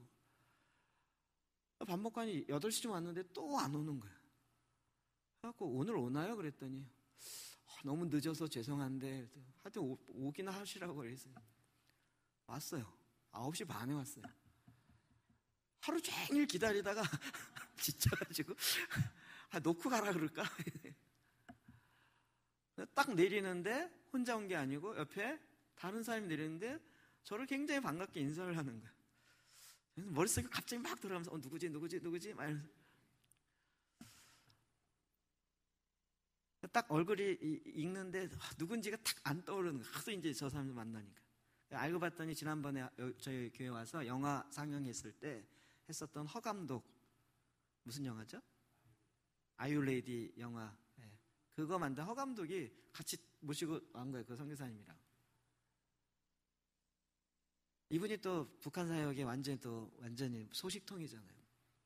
잠깐 이야기를 했더니 그 사람이 또 그 저녁에 9시 반부터 얘기하기 시작했는데 이게 또 막 북한 얘기하기 시작하니까 10시 반이 넘어가고 11시가 막 가까이 오는. 딱 이야기하는 게 뭐냐면 한국에 와 있는 세타민은 하나님이 보내주신 선물인데 그들을 어떻게 대하느냐가 통일의 결정적인 역할을 한다는 거예요. 이 남한에 와서 여기 북한보다 살기 더 힘들어. 되게 풍요로운 것 같은데 북한보다 살기 더 힘들어. 이렇게 되면 안 넘어오죠. 오겠냐고요. 북한보다 더 힘든데. 그 사람이 우리보다, 북한에 있는 사람이 우리보다 생산성을 하자면 떨어져요. 우리는 막 이 사람 옆에 우리보다 110% 만들면 아니 난 120%만 이러면서 더 열심히 하잖아요. 북한 사회는 그게 아니고요. 정해진 것만 시간 때우면 돼요. 그게 몸에 배어서 뭐 일 맡기면 30%밖에 안 나와요. 생산성이. 잘 가르쳐줘도 40% 50%밖에 안 나요. 그러니 사장들이나 이런 사람들이 일 맡겨놓고 한국 사람 한 사람에게 맡길 거 이 사람은 3일을 해도 못하는 거예요. 그러니 이걸 과연 맡기겠냐고요. 근데 그거를 인내하면서 참고 막 뭐라 그런 게 아니라 참으면서 그들이 하나님이 우리에게 보내주신 선물인 줄 알고 선대해야 돼요. 그럼 그들이 와서 야 여기 천국이야. 여기 정말 놀라운 곳이야. 여긴 기회의 땅이야 라고 이야기하기 시작하면 그 사람들이 마음이 사겠죠. 마음이 사겠죠. 지금 계속 이슈가 되고 있는 풍선 문제. 요즘 그 이민목 단장한테 계속 이메일이 와요. 북한에서 지금 풍선 문제 때문에 계속 시비잖아요. 내가 해줄 텐데 다른 조건 없어요. 풍선만 보내지 마라 이거야. 지금 언론에서 이야기하는 판문점에서 보내는 풍선 이거 다 대부분 가짜예요. 북한에 가질 않아요. 기류를 보고 보내지 않기 때문에 풍선 띄었다 다 거의 남한으로 떨어져요. 그 기류가 항상 있는 게 아니에요. 이거 다 한 사람이 한다 그랬죠. 기류를 늘 그걸 연구해서 그게 딱 뜨면 새벽 2시든 3시든 5톤 트럭으로 가져가서 포천이든 철원이든 가서 그 기류에 맞춰서 띄우면 그러면 이제 평양에서 막 심지어는 평양 넘어서까지 가서 그곳에 떨어져요. 그 안에 뭐가 있냐면 CD가 있고요. 1달러짜리가 있고요. USB가 있고요. 북한의 장시장에서 많이 팔리는 그런 것들이 비닐로 이 무게를 가볍게 해야 되니까 계속 뿌리고 있어요. 근데 그 영향력이 어마어마한 거예요. 왜요? 북한은 완전히 통제사회에 닫힌 사회인데 그 닫힌 것만 뚫기만 하면요.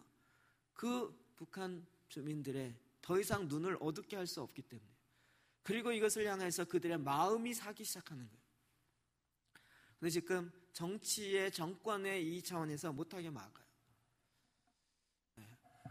지금도 왔다 갔다 해요. 우리가 지금 뭘 생각해야 되는지를 정확하게 봐야 돼요. 하나님은 하나님의 뜻은 통일을 이루기 원하시는 거예요. 하나님은 이것을 이미 정하셨어요. 그런데 우리가 어떻게 준비하느냐예요. 준비하느냐. 그리고 뭘 준비하느냐예요. 우리가 이미 통일분담금 문제 이런 차원이 아니고요. 하나님의 뜻을 쫓고 하나님이 원하시는 것을 준비하여 나아가기 시작할 때 하나님이 다시 이 민족을 향한 하나님의 역사를 이룰 것이에요. 제가 이 설교를 왜 굳이 오늘 하려고 하냐면 이 연초에 하나님 지금 올해 우리가 이걸 준비해야 돼요.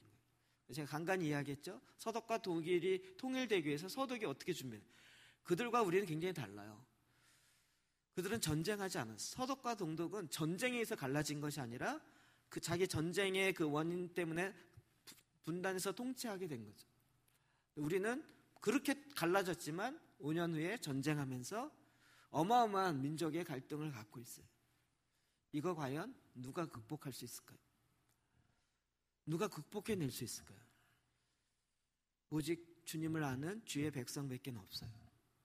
진정한 용서의 메시지를 이야기하고 그 삶을 살아낼 수 있는 사람이 누구일까요? 아까도 얘기했지만 남유다의 경제력이 발달했어요. 군사력이 나갔어요. 지금 한국이 경제력이 발달해요. 군사력이 뛰어나요. 뭐가 준비한 데 있어요? 영적인 능력이 준비한 데 있어요.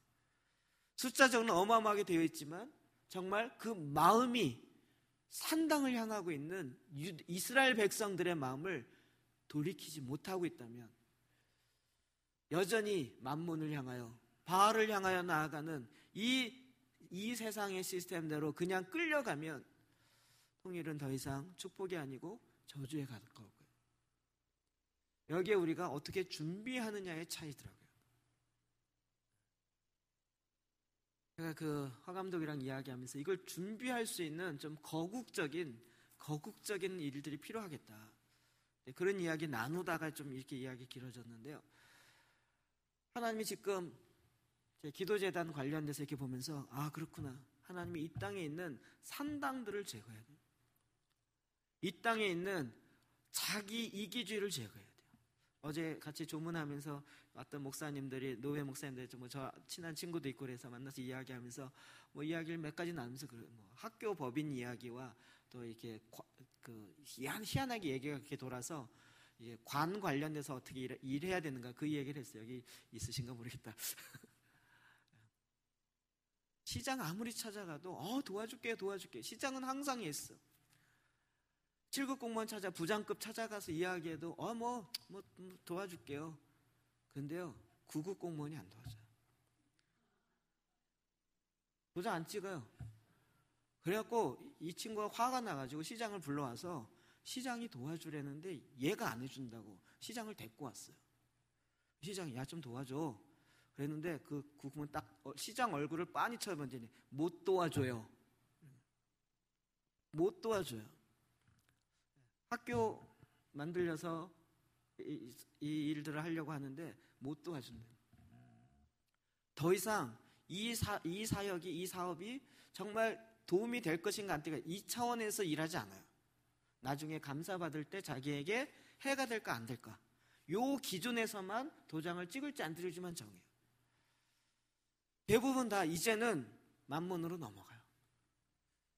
그의 마음속에 오직 자기 보신주의로 딱 돼 있어요. 교회조차도 그럴 때가 너무 많아요. 하나님 원하시기 때문에 내가 희생하면서까지 내어드리면서까지도 하겠습니다. 이런 시대가 아니고요.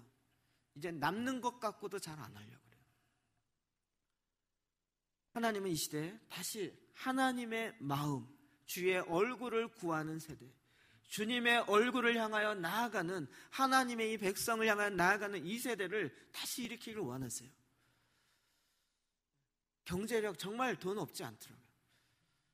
여기저기 굴러다녀요. 그래서 제가 누구랑 얘기하더라?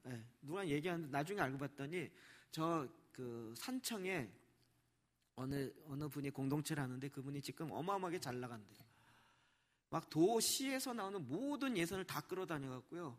막 건물을 짓는데 건물이 6개인가 져가지고 대안학교를 어마어마하게 잘한대요. 그래서 이게 가만히 듣다 보니까 제가 아는 사람이에요. 제가 옛날에 그 신학생 데리고 100명 데리고 그 농촌 농활 봉사를 갔는데 그 카운트 파트너로 일했던 그 전사님이더라고요.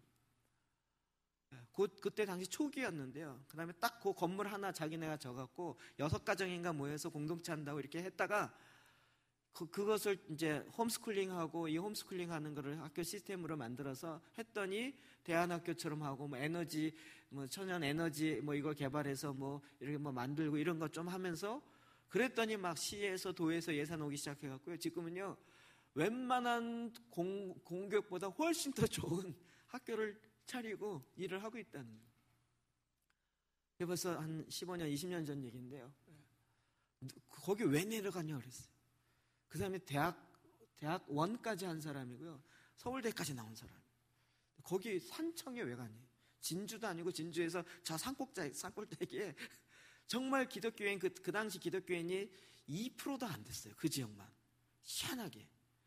거기에 들어가서 그냥 공동체 생활하면서 살겠다 그랬는데 하나님 주시는 그런 사인들을 받은 거죠. 그러면서 만들어가는데 지금은 너무나도 그냥 하나님이 오늘 나에게 딱 하라고 말씀하시면 내 눈에 보이지 않아도 하나님 모든 것들을 다 예비하시는구나. 하나님의 얼굴을 구하는 세대예요. 그럼 지금 통일 자금이요 남한에서 만들지 않아요. 그 얘기를 들으면서 정말 그렇다는 게 충분히 공감해요. 전 세계에서 지원하고 도와주려고 준비한 돈들이요, 준비한 것들이 지금은 거의 준비해놓고 쌓아놓고 있어요. 재난재해부터 시작하여 전쟁부터 시작하여 난민 이런 것도 일어나면 그런 걸 도와주는 NGO부터 시작하여 이런 단체들, 그러니까 OECD 관련된 국가들이요 다 이런 것들 예비하고 준비하고 있어요. 우리가 딱 이 일이 시작되어지면 우리 돈이 아니고요 전 세계에 일어나는 하나님의 재정으로 얼마든지 감당할 수 있어요. 우리가 두려워하고 염려하고 하나님의 뜻을 알지 못해서 이기적인 마음으로 하지 않을 때 오히려 이 모든 것들이 우리에게 다 준비되어 있는데, 그렇지 않아요? 경제력도 준비되어 있고 군사력도 준비되어 있고 사람도 준비되어 있고 북한도 거의 지금 다 죽어가고 있고, 이제 하나님의 마음을 받은 자들만 일어나서 그 마음으로 그리스도의 사랑으로 주님의 방법으로 그들을 끌어안으면서 그들을 향하여 나아가기만 하면 되는데, 그리고 여호사밧같이 각 성마다 제사장들을 세우고 그곳마다 재판관들을 세워서 하나님의 공의를 회복하고 하나님이 원하시는 그것들을 만들어 가기 시작하면 되는데, 그럼 그걸 정부가 만드나요? 절대 정부는 못 만듭니다. 정부도 이런 돈들을 민간 어느 단체가 하는지를 찾아요. 제가 외국인 주민센터, 국회의원, 시위 다 만나봐도요, 이런 일들을 누가 제일 정의롭게 공평하게 투명하게 잘하는지 그 사람들을 찾아요. 심지어는 기업들도 그런 단체와 그런 사람을 찾아요. 사람이 없어요. 심지어는 교회도 못 믿겠다는 거죠. 근데 이제는 하나님이 정말, 그러다 어젯밤에 금요일날 밤에 기도한 하나님 계속 그 마음을 주신 거예요. 야, 이게 고려인을 섬기는 것이 네가 부담일지 모르지만 내가 너를 축복하기 위해서 주는 씨앗이다. 너희 성읍에 있는 나그네가 너희에게 부담이 아니라 내가 너에게 부여하는 하나님의 씨앗이다. 그 씨앗을 심고 나아가게 할 순간부터 하나님이 내가 너 어떻게 하는지를 볼 것이다. 제가 이 얘기 시작하면요, 정말 더 많이 할 수 있어요. 어느 목사님 어디 가자 그래서 저기 대하나 국제학교를 갔어요. 갔더니 거긴요, 우리나라 홈스쿨링 하는 교재를 거의 다 거기서 하고 있더라고요. 미국의 밥존스 대학과 연결하는 한국의 유일한 교육기관이에요. 이야기하는데 그 이사장님이 저한테 이야기하면서 자기네 시스템을 모르니까 답답해하면서 그냥 학교 설명회 한번 와서 우리가 어떻게 일하고 있는지 좀 보라는 거예요. 그리고 찾아가서 당신이 원하는 대로 끌어다가 쓰라는 거예요. 그래서 저도 약간 쪽팔려서 말하다가 제가 딸리니까 약간 창피하더라고요. 그래서 그게 말을 돌려서 안산에 있는 외국인이 76개 나라 와 있고 막 이렇게 있고 고려인 얘기했더니 이 사람이 눈이 확 띄어져요. 자기는 조선족보다 고려인을 위한 사역을 하고 싶다는 거예요. 그래서 가재요. 자기 안산 가겠대요. 날짜 잡자고요. 그러더라고요. 그랬더니 옆에 있는 그 보좌관 된 사람이, 아니 목사님 좀 생각해 보시죠. 그래? 이 사람이 정신이 없더라고요. 거기서 센터를 아예 세울까? 이러더라고요. 미국에 사는 12학년과 유치원부터 시작한 이런 모든 게 온라인으로 할 수 있게 되어 있고요. 컨텐츠가 정말 제가 봤던 교육 컨텐츠 중에서 가장 탁월하더라고요. 그 교재 자체가 수학교재, 과학교재, 제가 옛날에 들었던 이상적인 교재 딱 그거예요. 과학교재를 하나님의 창조의 원리로 찾아가요. 그냥 실습이나 이게 아니고요. 하나의 중에, 그래서 그 교재 전체를 다 기독교 정신의 그 스피릿에 입각해서 교재를 만들고 그 입각해서 커리큘럼을 만들었어요. 교육 사업을 하려면 이 정도는 해야 돼요. 그래서 수학책을 딱 열어도 수학책에 더하기 빼기가 성경적 가치관과 같이 붙어서 갈 수 있게 간다고요.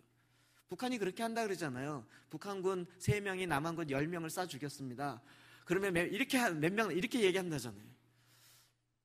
그러면서 그 수학책 안에다가 집어넣는 것처럼 이제는 하나님의 말씀에 의해 수학과 과학과 역사와 기술과 이런 것들이 다 밑바탕에 깔려서 책이 나와야 되고 그걸 가르쳐야 되고 그 시스템으로 가야 돼요. 이게 어마어마한 작업이니까 감히 손을 못 대요.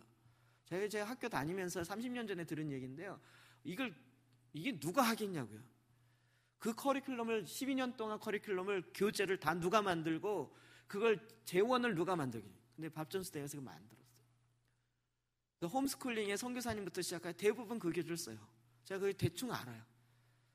그리고 그것을 어떻게 운영하는지를 보니까 그러면서 저보고 그냥 누구도 좋으니까 와서 쓸 수 있는 거 가져가라는 컨텐츠 쓸 수 있는 거. 근데 자기 경험으로 가져가서 제대로 쓴 사람을 못 봤다는 거예요. 제가 약간 약이 올라서 제가 옛날에 옛날 얘기를 어쩔 수 없이 했어요. 와이프 간사로 있었고 동산교에 있으면서 동산고등학교와 관련된 또 젊은이 사역 20년 하고 했더니 딱 듣더니 당신은 할 수 있을 것 같은데요.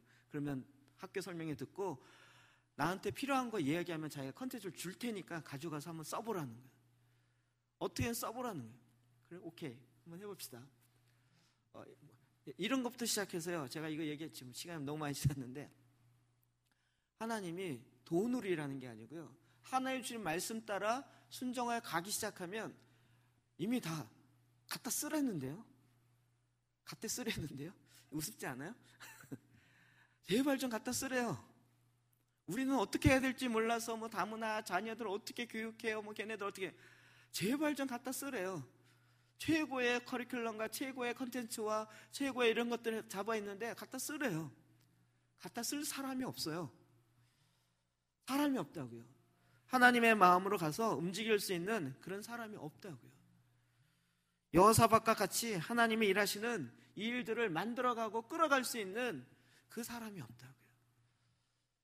저는 기도 재단하면서 하나님이 그냥 우리가 하나님 앞에 나아가 말씀을 읽고 기도하고 여기서 끝나는가, 이걸 통해서 하나님 어떻게 풀어가시는가, 전 그걸 보기 원하는데요.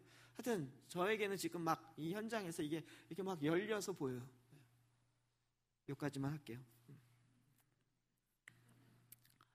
마음이 여호와께로 돌아올 때, 여러분, 하나님이 모든 걸 지으시고 지금 마지막 때 이 모든 것들 이루기 원하시는데, 하나님이 그 길을 모르시겠습니까? 방법을 모르시겠습니까? 하나님이 뭐가 없어서 안 하시겠습니까? 하나님이 통일을 이루기 원하시면 거기에 필요한 모든 것들 예비하시고 준비하시고, 결국은 하나님의 마음을 알아서 그 마음에 움직일 수 있는 그 한 사람 한 사람을 통하여, 한 사람으로부터 시작하여 하나님의 역사를 이루어요. 한국 국제 크리스천 학교 이사장님이 그 얘기 하더라고요. 땀과 눈물과 시간을 투자할 수 있는 사람이 된대요. 그 얘기를 이 사람은 자기 철학처럼 얘기하더라고요. 땀과 눈물과 시간을 투자할 수 있는 사람, 실력이 아니고요, 돈이 아니고 땀과 눈물과 시간을 투자할 수 있는 사람, 그런 사람만 있으면 된다는 거예요. 자기가 이걸 10년 동안 한국에 해봐서 정말 많은 걸 이렇게 시행착오 했는데, 땀과 눈물과 시간을 투자할 수 있는 이게 다 뭐예요? 마음이죠. 하나님 마음이 부음바 되어서 그 마음에 따라 움직이기 시작할 때 하나님이 이미, 여러분, 그 조그만 남유다를 통해서 하나님이 놀라운 그 주위에 있는 강대국을 오히려 다 감당케 하시고 찬양하면서 나갔는데, 아까 그 얘기 못했는데요, 그냥 찬양만 해서 나갔는데도 이미 다 죽어있어요. 찬양, 여호와를 향하여 노래만 하고 주님을 전쟁하며 나갔는데, 군가도 아니고 여호와를 찬양하라, 그의 선하심이 인자하심이 영원하도다, 이거 계속 반복하면서 나갔는데, 나가서 보니까 적군들이 다 죽어있어요. 연합군들이 다 죽어있어요. 가서 전리품 다 취해왔어요. 이 전쟁은 나에게 속한 것이니 너는 내가 시키는 대로만 해라. 하나님이 그것이 그냥 여호사밧 시대에만 있었던 이 일이 아니라 하나님이 이 시대에 오늘 저와 여러분을 통해서 이것들을 풀어가길 원하세요. 저는 이 키를 하나님 주셨다고 믿어요. 그 키는 여러분 기도 재단 가운데 있어요. 우리가 있었던 많은 산당들을, 각 영역마다 있는 산당들을 깨트리고 사람들의 마음을 하나님의 공의 앞에 나오게 하고 하나님의 얼굴 앞에 나오게 해서 그냥 무조건 열정적인 막 뜨겁기만 하는 신앙인이 아니라 냉철한 정책과 전략과 하나님 주시는 공의와 재판과 이것들을 이루어가는 그 한 사람 한 사람을 통하여 하나님이 이 시대에 정말 급하게 필요한 하나님의 이 일들을 이루어 가시는 줄 믿습니다. 저와 여러분이 이 일에 정말 깨어서 기도하면서 하나님이 어떻게 일하시는지를 보자고요. 그리고 하나님 일하시는 것을 우리 날마다 하나님께 찬양과 감사를 올려드리며 하나님이 행하셨습니다, 하나님이 이루셨습니다, 하나님이 살아계신 하나님이 역사하셨습니다 라고 고백하며 주님을 찬양합시다. 기도하십시다.